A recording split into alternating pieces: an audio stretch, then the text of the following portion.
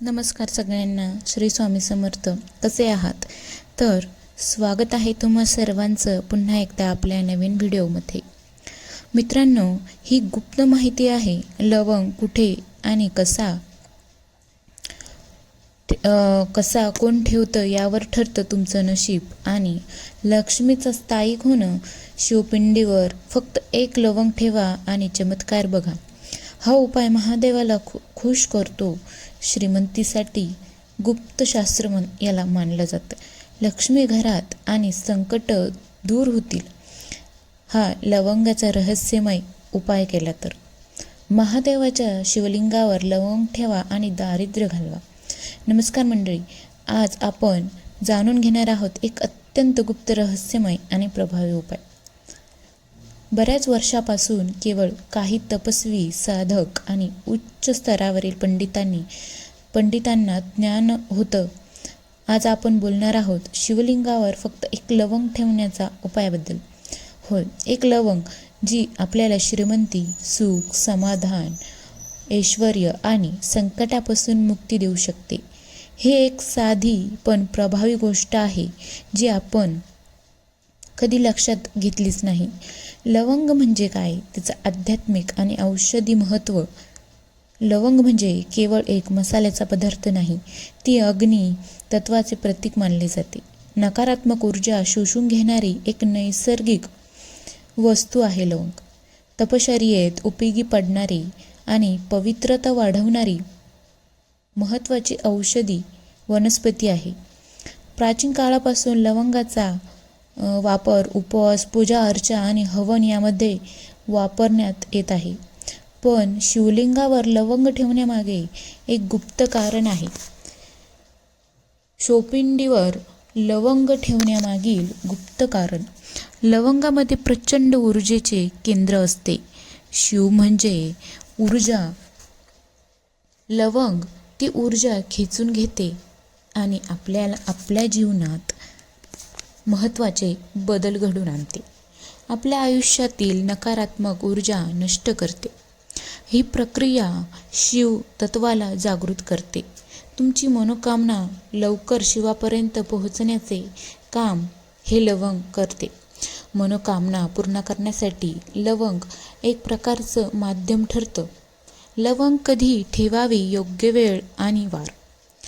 तर सोमवार, महादेवाचा अत्यंत प्रिय दिवस. लवंग ठेवण्यासाठी सर्वोत्तम प्रातःकाळी 4 ते 6 वाजेच्या मध्ये ब्रह्ममुहूर्तावर शिवमंदिरात शांत मनाने जाऊन ठेवावे. महाशिवरात्री, त्रयोदशी किंवा श्रावणात याचा जास्त प्रभाव असतो. आता लवंग कशी असावी? कोणती लवंग योग्य असते? पूर्ण गोलसर लवंग असावी, ती तुटकी किंवा मोडलेली नसावी. काळसर आणि सुगंध असावी. बाजारातून घेतल्यावर तिला एकदा पवित्र जलाने स्वच्छ करून घ्या. लवंग कोणी ठेवू नये. ज्या स्त्रिया राजवस्त्रात असतात त्यांनी लवंग ठेवू नये. मांसाहार केलेल्या व्यक्तींनी त्या दिवशी हे टाळावं. अपवित्र मनाने उत्सुक होऊन लवंग ठेवू नये. लवंग कोणी ठेवावी? महिला आणि पुरुष दोघेही हे ठेवू शकतात. ज्या व्यक्ती मनापासून शिवभक्ती करतात, ज्यांना संकट, दारिद्र्य, आजारपण, कोर्ट कचऱ्या, अडथळे यामध्ये अडकलेले आहेत, त्या स्त्रिया किंवा पुरुष. आणि लवंग ठेवण्याची योग्य प्रक्रिया: घरातून निघताना स्नान करून स्वच्छ वस्त्र धारण करा. पांढरे किंवा भगवे वस्त्र अधिक योग्य मानलं जातं. 2 लवंगा एका बेलपानामध्ये ठेवाव्यात. शिवलिंगासमोर बसून ओम नमः शिवाय या मंत्राचा जप करा किमान 108 वेळा. त्यानंतर लवंग शिवलिंगावर ठेवून ही लवंग माझ्या सर्व संकटांना दूर करो असा संकल्प करा. बेलपत्र लवंगासोबत अर्पण करा. शेवटी अभिषेक करून कृतज्ञता व्यक्त करा. आता या लवंग ठेवण्याचे फायदे. उपाय केल्याने काय होते?